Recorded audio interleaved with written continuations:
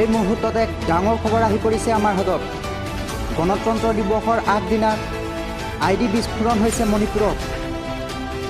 এই মুহূৰ্তত আমি আপোনালোকক জনাই আছোঁ, গণতন্ত্ৰ দিৱসৰ আগদিনাৰ সন্ধিয়া মণিপুৰত আইডি বিস্ফোৰণ হৈছে আৰু যাৰ ফলত 3জন লোক আহত হৈছে বুলি জানিব পৰা গৈছে।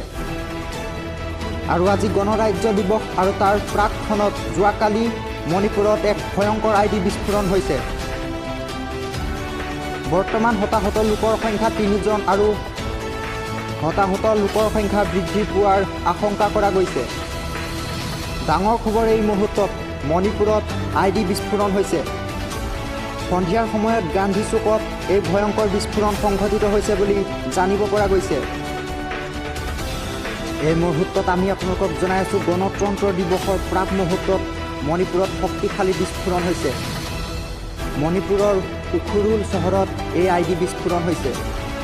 সন্ধিয়াৰ সময়ত গান্ধী চুকত এই ভয়ংকৰ বিস্ফোৰণটো সংঘটিত হৈছে।